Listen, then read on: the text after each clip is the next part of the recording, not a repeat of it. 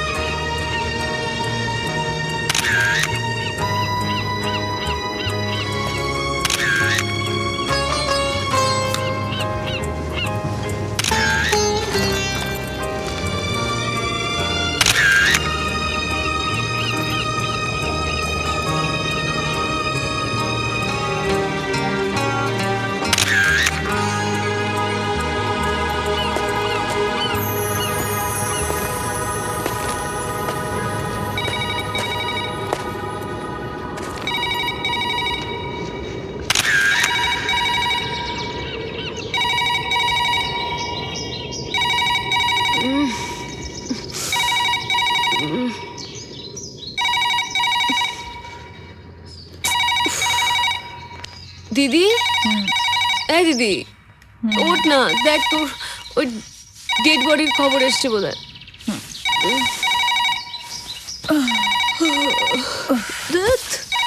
সকাল সকাল রোজ ডেড বডির খবর ভাল লাগে না, রোজ ঘুম ভেঙে যায়। হ্যালো হ্যালো সুপ্রিয়দা বলুন। শোনো দেবী, বেহালার 7 নম্বর শকুন্তলা পার্কে এক বিধবা তার 2 ছেলে মেয়েকে বিষ খাইয়ে নিজেও আত্মঘাতী হয়েছেন। কিন্তু সুপ্রিয়দা, আপনি যে বলেছিলেন উর্মিলা সান্যালের বায়োগ্রাফি ছাপা হবে, আমি তো ভেবেছিলাম জীবনেই প্রথম আমি লাইভ ফটোগ্রাফি শুরু করব। তোমার মাদার গডেসের ফটো তুমিই কভার করবে। এটা আমার স্বপ্ন সুপ্রিয়দা। এটা আমার প্রমিস দেবী।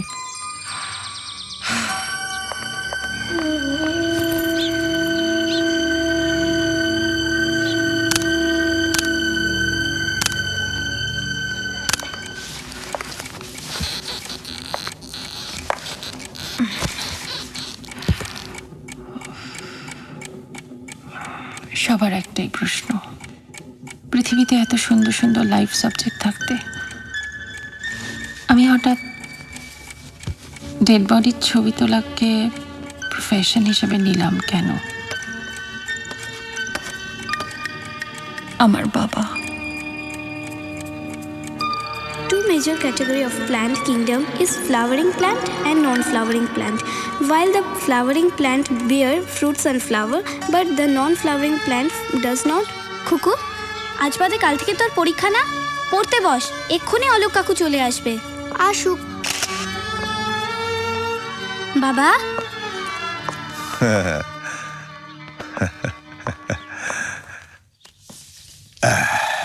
কার ক্যামেরা বাবা? আমি একটা ছবি তুলবো। নিশ্চয়ই তুলবি, যত খুশি তুলবি। এটা তো তোর জন্যই নিয়ে এলাম। বাবা, আমার ফিচার ক্লিপ এনেছো? হ্যাঁ এনেছি মা। এই নাও। বাবার বন্ধু অলোক কাকু। অলোক কাকু আমাদের পড়াতেন। আমাকে অলোক কাকু খুব পছন্দ করতেন। হয়তো কিশোরী বয়সের সব মেয়েরাই অলোক কাকুর পছন্দের তালিকায় ছিল। কিভাবে ছবি তুলতে হয় আমি তোমাকে দেখিয়ে দিচ্ছি। হ্যাঁ, এইভাবে এইভাবে ধরবে। দেখো, এখানটা চোখটা দাও, দাও না, এইভাবে ধরো। আমার লাগছে কাকু। সেদিন সেই অন্ধকারের কথা আমি কাউকে বলতে পারিনি, কিন্তু তারপর থেকেই পুরুষদের সম্পর্কে একটা অবিশ্বাসের পাঁচিল আমার মনের মধ্যে গড়ে উঠেছিল, যা আজও। দুটো মৃত্যু আমার জীবন সম্পর্কে ধারণাটাই বদলে দিল। বাবা মারা যাবার পর কিছুদিনের মধ্যেই অলোক কাকু হার্ট অ্যাটাকে মারা গেলেন।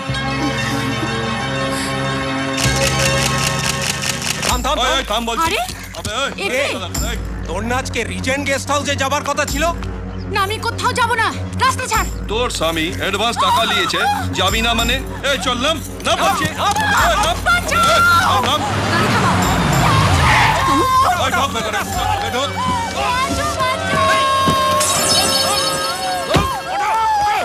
ম্যাডাম যাবেন না? গেলি কি ভেতরে? বলছি না ভেতরে না। কমল, পুলিশে ফোন করো। ইয়েস ম্যাডাম, বাধা দেবেন না বলছি, খুব খারাপ হবে। ক্ষমতা থাকলে কিছু করে দেখাও। উর্মি, আজ সকালে ওইভাবে রিস্ক নেওয়াটা তোমার উচিত হয়নি। হ্যালো, হ্যাঁ সুব্রতা বলুন। হ্যাঁ, একটা দারুণ গুড নিউজ আছে। তোমার মাদার গডেস উর্মিলা সান্যাল তার বায়োগ্রাফি লেখার জন্য পারমিশন দিয়েছেন। হ্যালো, হ্যাঁ মলি, বলো। এই শোনো, উর্মিলা সান্যালের ওপর তোমাকে লেখাটা কিন্তু লিখতে হবে। মিসেস সান্যাল এগ্রি করেছেন? অফকোর্স, নেক্সট সানডে আমার সঙ্গে অ্যাপয়েন্টমেন্ট ফাইনাল। ঠিক আছে। টুকু, আচ্ছা শোন, পেনশনটা তোলার কি হবে? মা, তুমি একটু মামাকে বলো না প্লিজ।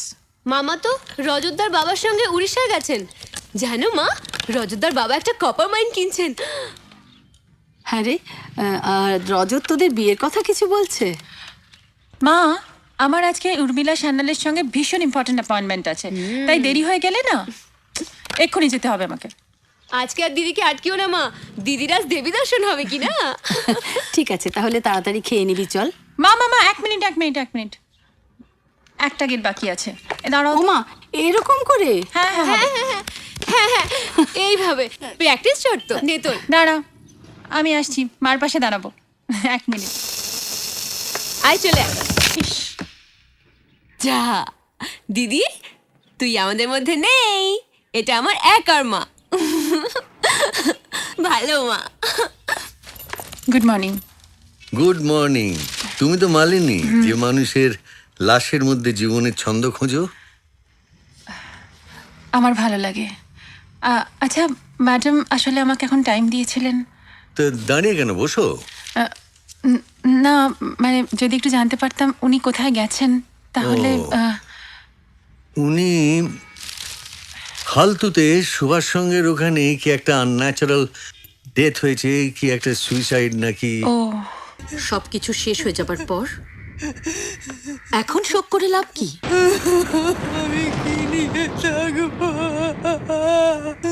আমি যদি ওর শরীরে অত্যাচারের চিহ্ন দেখতে পাই, আপনারা বাড়ির লোক হয়ে। ম্যাডাম, আপনি লাশ মর্গে নিয়ে যেতে দিচ্ছেন না কেন? দিচ্ছি না কারণ আপনারা এখনো শুক্লার খুনিকে অ্যারেস্ট করেননি বলে। খুনি? শুক্লাকে কে খুন করবে madam? It's a simple case of suicide. No officer, it's a case of cold blooded murder. আমার কাছে প্রমাণও আছে। মিথ্যা কথা, সব চক্রান্ত। আমাকে ভাসানোর জন্য ষড়যন্ত্র করা হয়েছে। বিশ্বাস করুন, আমি শুক্লাকে খুন করিনি। চিৎকার করবেন না জীবনবাবু। আপনি কি ভেবেছেন আমি কিছু জানি না? ঠিক আছে ম্যাডাম, আগে লাশটা নামাই।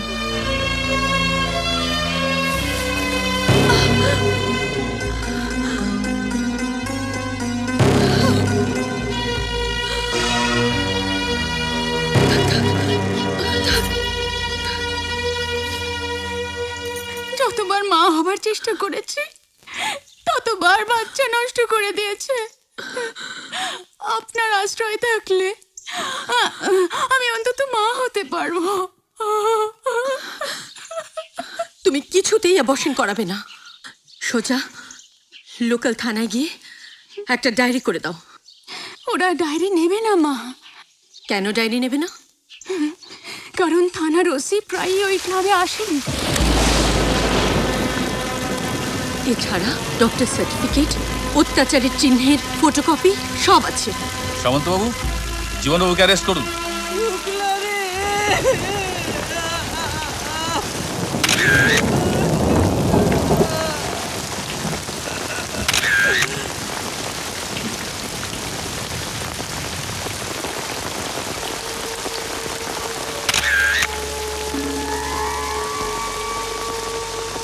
জানো রজত, আজ শুক্লার ডেড বডির ছবি তুলতে তুলতে অদ্ভুত একটা কম্পোজিশন চোখের সামনে ভেসে উঠল। সদ্য বিবাহিতা মালিনী একটা খাটে ঘুমিয়ে আছে, পরনে বেনারসি, সিঁথিতে সিঁদুর, পায়ে আলতা। 4 জন লোক মালিনীর খাটটা কাঁধে নিয়ে যাচ্ছে।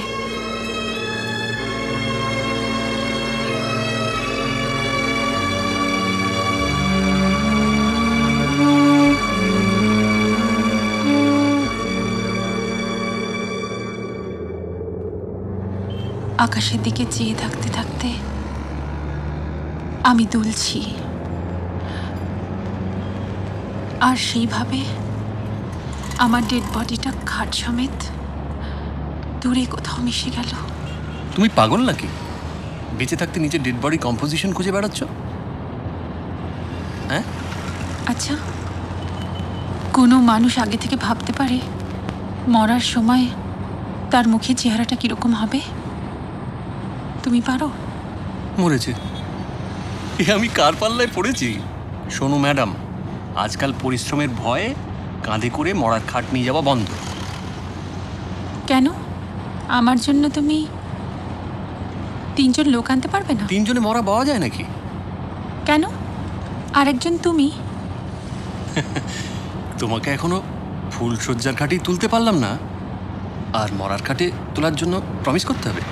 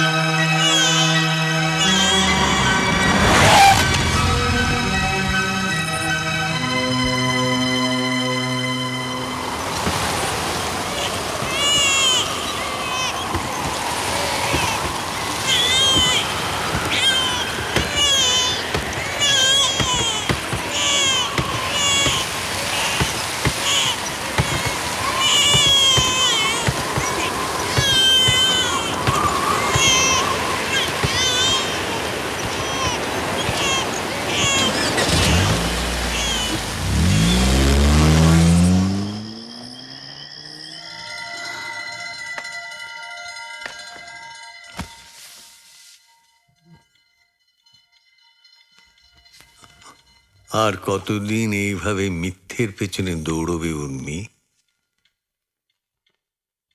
মিথ্যে?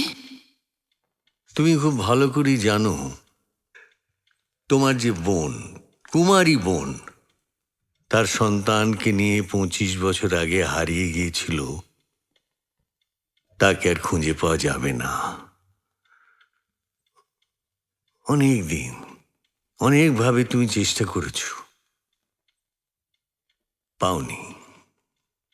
পাইনি, কিন্তু যদি ওরা কোথাও, তাহলে একদিন হয়তো খুঁজে পেলে, কিন্তু তখন ওই ইলেজিটিমেট মেয়েকে আর তার মাকে কাছে রাখতে পারবে? কি পরিচয় দেবে সোসাইটিতে ওদের? তাই বলছি, ওটা ক্লোজ চ্যাপ্টার, ভুলে যাও। তোমার ফ্যামিলিতে কে কে আছেন মালিনী? মা আর ছোট বোন। আর তোমার বাবা? ছোটবেলায় একটা কার অ্যাক্সিডেন্টে বাবা মারা যান। I am very sorry. তোমাকে আশ্রমে নিয়ে যাচ্ছি, তার একটা কারণ আছে। মানে ভাবছি তোমাকে আশ্রমের কিছু কাজ দেব। আমি কি পারবো? তুমি চেষ্টা করলে সব পারবে। সেটা আপনি যা ভালো বুঝবেন। আচ্ছা, আপনাকে একটা কথা জিজ্ঞেস করবো, যদি কিছু মনে না করেন? করো। সমাজ সংসারে আপনার কত ইমেজ?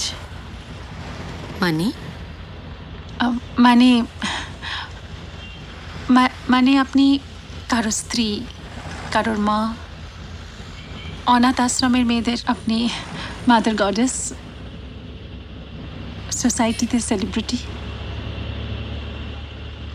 এতগুলো ইমেজের মধ্যে আসল উর্মিলা সান্যাল কোনটা? It depends Malini. শোনো, তোমাকে একটা কথা বলবো। বলুন। রজত অমলবাবুর একমাত্র ছেলে। বিজনেস রেসপন্সিবিলিটির জন্য ওকে তুমি পাবে না। তার মানে রজত লেখা ছেড়ে দেবে? নইলে তুমি কি ভাবছো অমলবাবু তোমার কাছে হেরে গিয়ে বিজনেস তুলে দেবেন? বাপি, বলছিলাম কি, এই মুহূর্তে কলকাতার বাইরে যাওয়ার একটু সমস্যা হচ্ছে। আসলে মিসেস সান্যালের উপর লেখাটা শুরু করতে হবে। ফ্যামিলির প্রতি কোনো রেসপন্সিবিলিটি নেই? ওটা তুমি অফ টাইমেও করতে পারো। শোনো, আর প্রয়োজন মনে হলে তুমি মালিনীকেও সঙ্গে নিয়ে যেতে পারো। কি বলেন মিস্টার গাঙ্গুলি? যে দুদিন পরে আমার পুত্রবধূ হবে, সে একটু আমাদের সাথে মেলামেশা করুক। একদম ঠিক বলেছেন মলি। আমি ভাবতেই পারিনি মলি, বাপি নিজের মুখে তোমায় নিয়ে যাওয়ার কথা বলবেন। কিন্তু মা তো পারমিশন দেবেন না। আরে পারমিশনের ব্যাপারে তোমাকে ভাবতে হবে না, সে দায়িত্ব বাপি তোমার মামাকে দিয়েছেন। তাহলে বলছো বিজনেসম্যানের ওয়াইফ হিসেবে রিহার্সালের অ্যারেঞ্জমেন্টটা পাকা? ইয়েস। তোমার তোলা ছবিগুলো দেখে লেখার রাফ কপি রেডি করে নেব।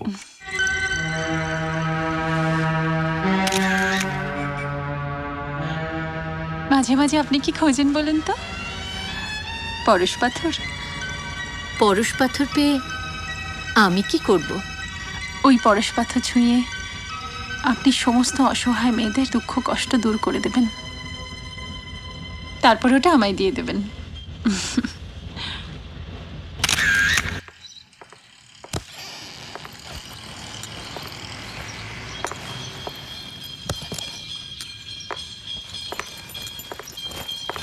ও টুকু, বলছিলাম যে কালকে না পরশুদিন তুমি রজতের সঙ্গে উড়িষ্যা যাচ্ছ। সবকিছু গোছগাছ করে রেখো। হ্যাঁ, যাবে তো। আমি তো রজতকে না বলে দিয়েছি। না বলে দিয়েছো?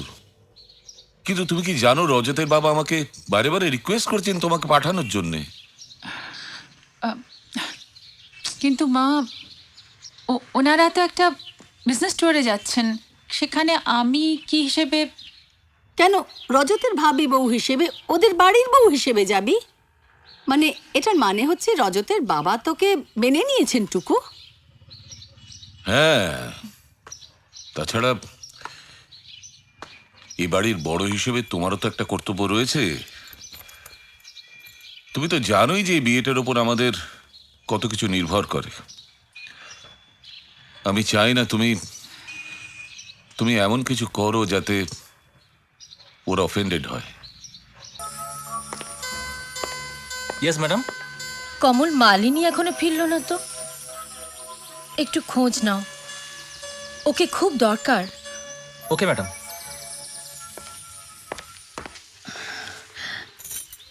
কণিকা দি, আজ উঠি। এসো মা, ভালো থেকো।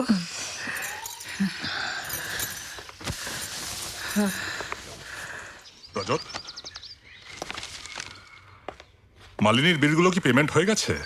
মালিনীর বিল মানে? উড়িষ্যায় তোলা ছবির বিল সাবমিট করেছে, তুমি জানো না? না। আমি জানি। এনিওয়ে, দেখো যেন বিলগুলোর পেমেন্ট হয়ে যায়। আমি সত্যি ভাবতে পারছি না যে সামান্য এই কটা টাকার জন্যে টুকু ওর ভবিষ্যৎটাকে একেবারে ভেঙে চুরমার করে দেবে। যাই হোক, টুকুকে বলিস এইসব বেয়াদবি আমি আর সহ্য করবো না।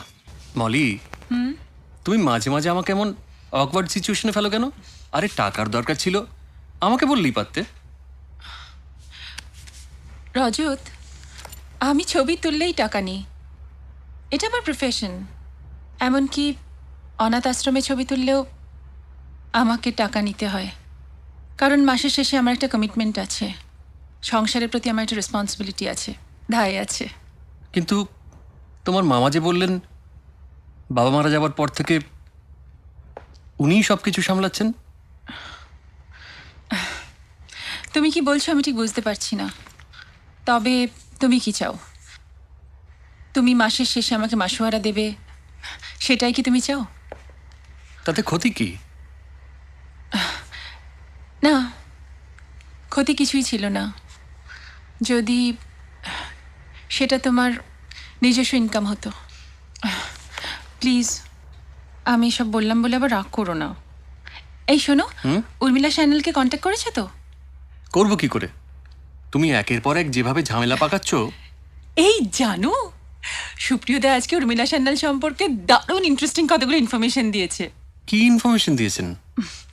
বাইরের কেউ জানে না যে উর্মিলা সান্যাল বরেনবাবুর দ্বিতীয় স্ত্রী। তাই? এই এটা নিলাম কিন্তু। ও হ্যাঁ, এখন একবার উর্মিলা সান্যালের সঙ্গে দেখা করতেই হবে। আমার মনের ব্যাটারিটা কিরকম ডাউন হয়ে গেছে। মানে? মানে উর্মিলা সান্যালের পাশে থাকলে মনের ব্যাটারিটা কিরকম অটোমেটিক্যালি চার্জড হয়ে যায়। চলি, বাই। তার মানে আমি তোমার ব্যাটারি চার্জার? আচ্ছা, আমরা দুজন দুজনকে এত টানি কেন বলুন তো? টানি মানে? মানে আকর্ষণ করি। আর সেই আকর্ষণটা কিরকম জানেন? কিরকম? আঢাকা মাছ ভাজা দেখলে ছাড়া বেড়ালকে যেরকম টানে, ঠিক সেরকম। তা বেড়ালটা কি? কখনো আমি, আর কখনো আপনি।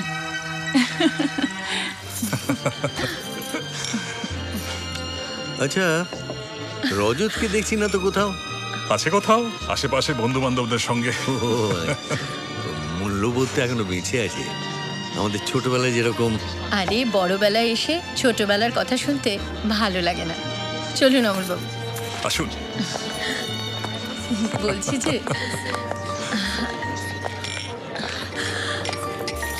High, how do you do?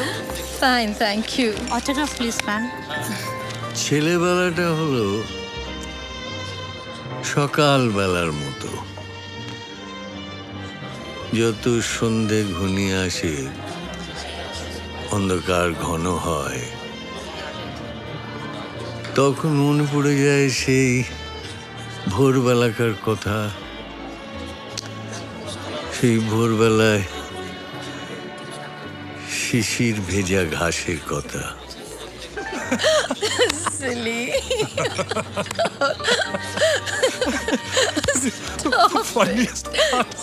No, stop it. সেদিন উর্মিলা সান্যালের সম্বন্ধে বলছিলাম বলে তুমি রাগ করে চলে গিয়েছিলে।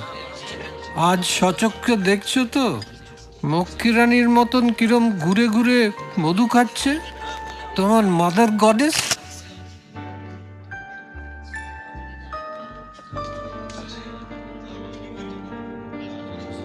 এই যে সেদিন তুমি নারী স্বাধীনতার কথা বলেছিলে না, এসো আজ তোমাকে নারী স্বাধীনতার আসল রূপটা আমি দেখাবো। এসো। জয়িতা ঘোষ, ঠিকানা? NN Ghosh lane. ও, এর আগের বার লেখা আছে। কতদিনের? এই তো 3 মাস। 3 মাস? এর আগের বারটা তো লেট করনি। ঠিক বুঝতে পারিনি গো দিদি, কোনো সমস্যা হবে না তো? না, তবে চার্জ বেশি লাগবে। নিয়ে যাও। চলুন। নেক্সট।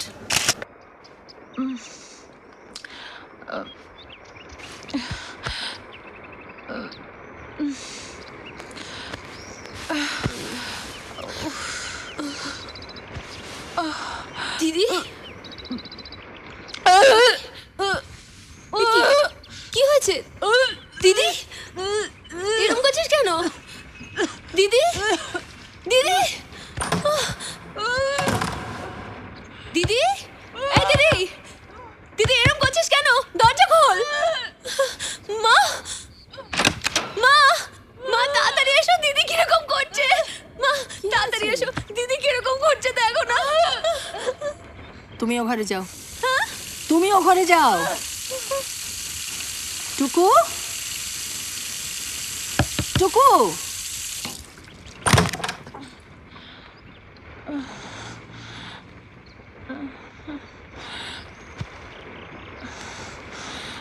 রজত জানে?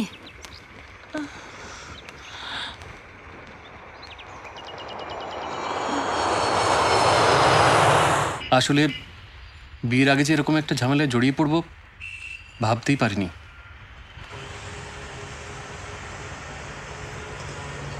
বিয়ের আগে মানে? ময়ূরভঞ্জে কি হয়েছিল রজত?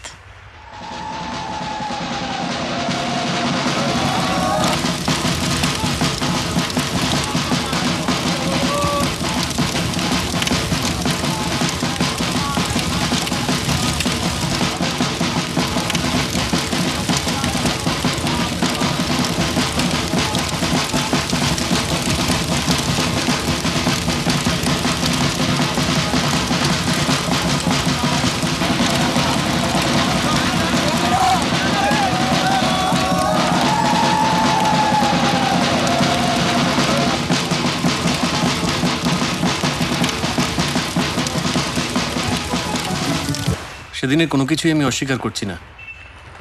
আমি ভাবছি এখন কি করে প্রবলেমটা সলভ করা যায়। চলো না আমরা রেজিস্ট্রি করে নিই।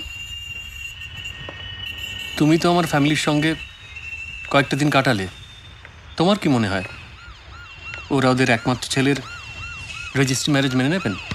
তাছাড়া সোসাইটিতে আমার বাবার একটা পজিশন আছে মালিক।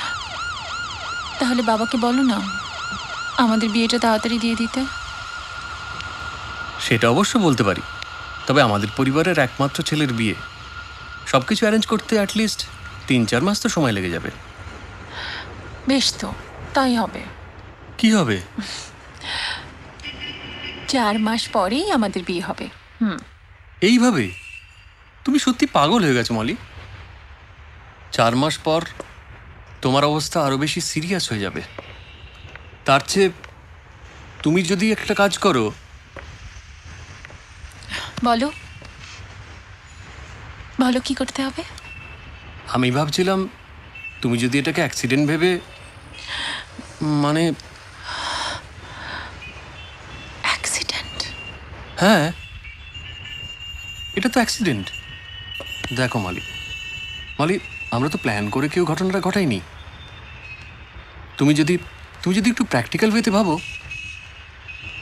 সব মেয়েরা এরকম প্রবলেম যেভাবে সলভ করে, মালি। রজত, তার মানে তুমি কি অ্যাবর্শন করতে বলছো? হ্যাঁ, এছাড়া তো আর অন্য কোনো পথ খোলা নেই।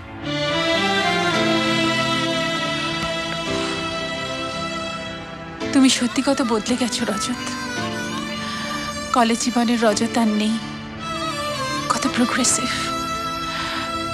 তোমার মনে পড়ে নারী নির্যাতন নিয়ে তুমি প্রবন্ধ লিখতে, আর আজ বাবার সম্মান রক্ষা করার জন্য তুমি আমাদের প্রথম সন্তানকে খুন করতে চাও। মালি, তুমি এটাকে খুন করা বলছো কেন? তুমি হয়তো তাই বলতে। তোমার পুরনো লেখার মধ্যে তুমি বারবার এটাই প্রমাণ করার চেষ্টা করেছো। দেখো মলি, ছাত্র জীবনের ওরকম ইমোশন বাস্তব জীবনে কোনো কাজে লাগে না। তার চেয়ে তুমি একটু ঠান্ডা মাথায় ভেবে দেখো। তুমি চাইলে এই পুরো ব্যাপারটা নিয়ে তোমার ফ্যামিলি মেম্বারদের সঙ্গে কনসাল্ট করতে পারো, কিংবা তুমি উর্মিলা সান্যালের সঙ্গে এ ব্যাপারে ডিসকাস করতে পারো। উর্মিলা সান্যালকে তুমি চেনো না, তাই এ কথা বললে। আর আমার এই ডিসিশনটা নিয়ে আমি বাইরের কারোর সঙ্গে ডিসকাস করতে চাই না। আমি তোমার মত জেনে গেছি রজত, এবার আমার মতটাও তোমায় জানিয়ে দিই। এই সমাজ সংসারের দোহাই দিয়ে আমি আমার বিবেকের বিরুদ্ধে কিচ্ছু করতে পারবো না।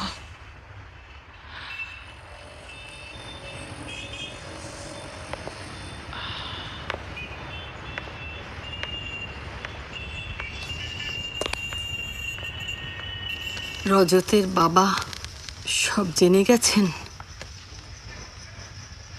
মনে হয় এখনো জানতে পারেননি।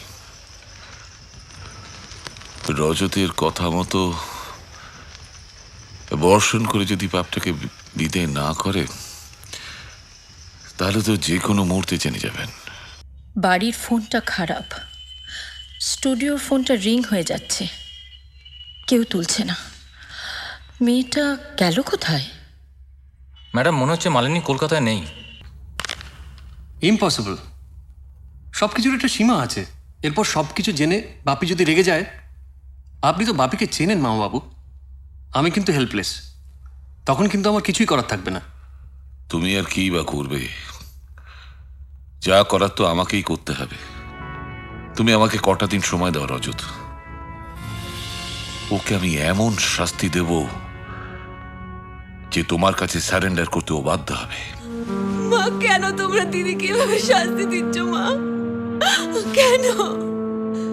ওকে একটু বুঝিয়ে বলো না, ও সব মেনে নেবে মা, সব মেনে নেবে। Hello hello hello hello Molly, Molly Molly, আমি তোমার সামনে বসে কথা বলতে চাই। শোনো, সব প্রবলেম সলভ হয়ে গেছে। তার মানে ওরা আমাদের সন্তানকে মেনে নিয়েছেন, ওদের ভবিষ্যৎ বংশধরকে? এটা তুমি কি বলছো মলি? বাপিকে আমি এসব কথা কোন মুখে বলবো? তুমি যদি অ্যাবর্শনটা করিয়ে নিতে। রজত, আমি অনেক ভেবেচিন্তে এই সিদ্ধান্ত নিয়েছি। প্রয়োজনে আমার সন্তানের জন্য আমি সব কিছু ত্যাগ করতে পারি। একটা অবৈধ সন্তানকে নিয়ে এই সমাজে বাঁচা যায় না মলি। রজত, আমার সন্তান অবৈধ নয়। তোমার কি হয়েছে মালিনী? কই কিছু না তো। কাল রজত আমাকে ফোন করেছিল। তোমার ব্যাটারি চার্জার হিসেবে রিকোয়েস্ট করছি, তুমি অ্যাবর্শনটা করিয়ে ফেলো। আপনিও ওদের মতো? হ্যাঁ মালিনী, আমিও ওদের মতো তোমাকে সুখী দেখতে চাই। কিন্তু আপনি তো মেয়েদের অন্যায়ের বিরুদ্ধে প্রতিবাদ করতে শেখান, তাই না? শেখাই, সভা সমিতিতে আমি প্রতিবাদের কথা বলি। ওটা সমাজসেবী উর্মিলা সান্যালকে বলতে হয়। তার মানে? শোনো মালিনী, আমি জানি প্রথম সন্তানের জন্য মেয়েদের একটা দুর্বলতা থাকে, কিন্তু তুমি যদি এটাকে অ্যাক্সিডেন্ট বলে মেনে নিতে পারো। অ্যাক্সিডেন্ট ভেবে মেনে নেব? মালিনী, শুধু মেনে নেবেই না, চেষ্টা করো তুমি ঘটনাটাকে ভুলে যেতে।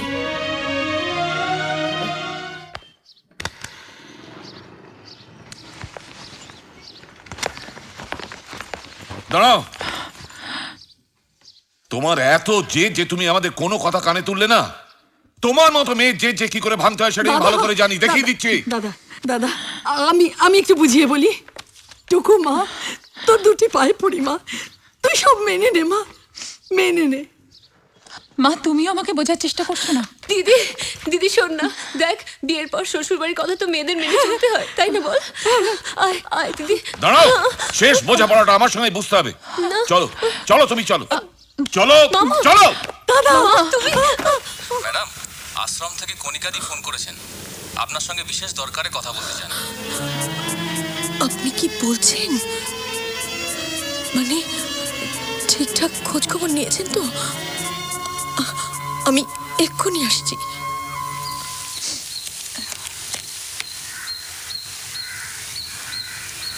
কি দেখছো অমন করে? আজ আপনাকে এক নতুন রূপে দেখছি। আমাকে নতুন রূপে? ঠিক ঠিক ধরেছ মালিনী, তুমি একটু অপেক্ষা করো, তোমাকে একটা দারুণ স্কুপ নিউজ দেব।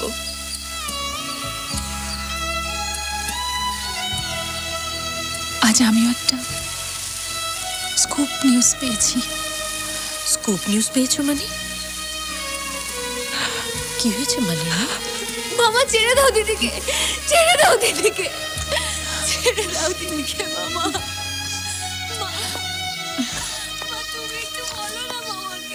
আমি তোমাকে শেষবারের মতো একটা সুযোগ দিচ্ছি। তুমি এখনই রজতের অফিসে যাবে, ও যা যা বলবে। তার আর প্রয়োজন হবে না, কারণ আমি সিদ্ধান্ত নিয়েছি আমি অ্যাবর্শন করব না। করবে না?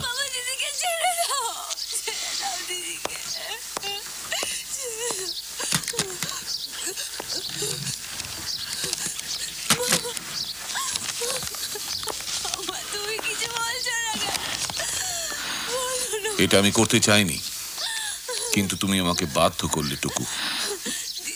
খামি কি আছে? পড়ে দেখো।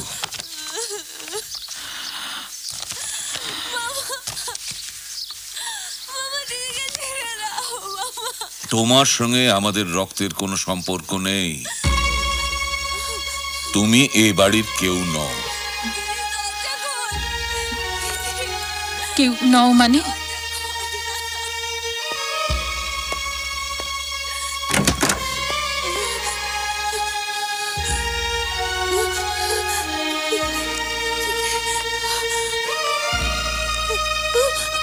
দিদি, দিদি তুই কোথাও যাবি না, কোথাও যাবি না তুই। এদের কথা মেনে নে না দিদি, এদের কথা মেনে নে।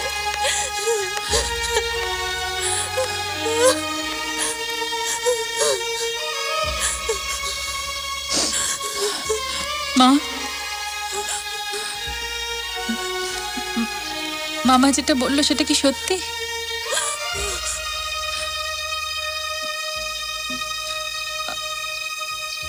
আমি তোমার মেয়ে নই?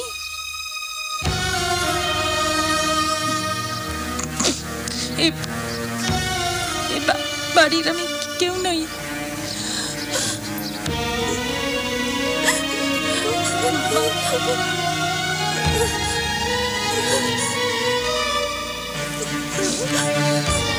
দিদি, দিদি কোথায় যাচ্ছিস তুই?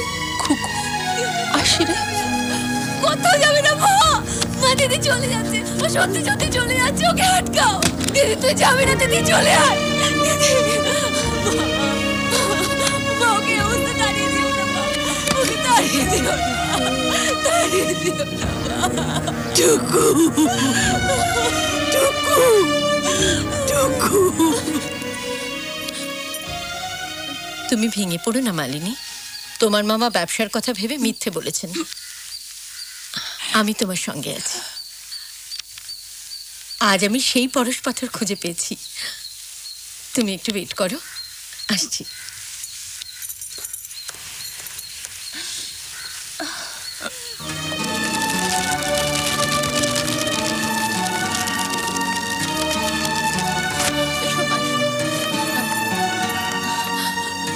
আপনি ভালো করে খবর নিয়েছেন তো কণিকাদি? হ্যাঁ, আমি কাগজপত্র দেখেই তোমাকে ডেকে পাঠালাম। ঈশ্বর আছেন, তাই তো তোমার অপেক্ষা এলিয়ে দিলেন। ওকে আমার ব্যাপারে কি বলেছেন? বলেছি তোমার মা আসছেন, তুমি অপেক্ষা করো। মা? হ্যাঁ মা,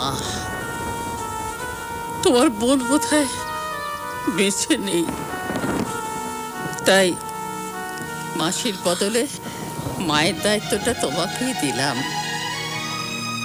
তুমি তো সব অসহায় মেয়ের মা।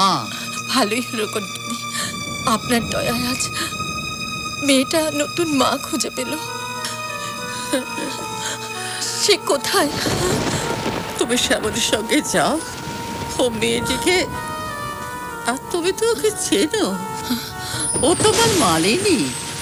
মালিনী? হ্যাঁ, মালিনী।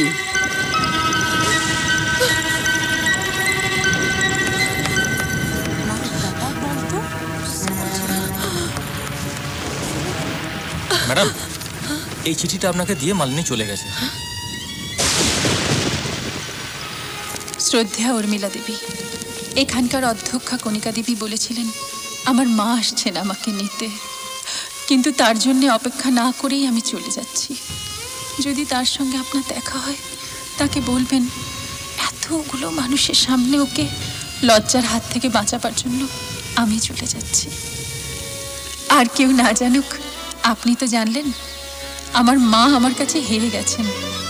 একটা অবাঞ্ছিত বাচ্চার জন্ম দেবার সাহস তার ছিল, কিন্তু সমাজের বিরুদ্ধে লড়াই করে তাকে নিয়ে বাঁচবার মতো শক্তি তার মনে ছিল না।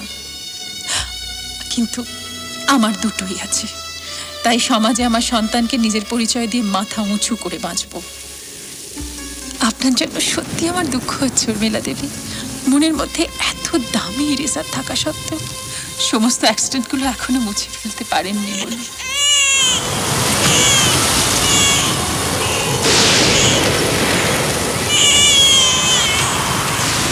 হয়তো এও হতে পারে প্রথম সন্তানের স্মৃতি শত ইরেজার দিয়েও তোলা যায় না, আর তাই সারা জীবন নিজের সঙ্গে সমাজের সঙ্গে অভিনয় করে যেতে হয়।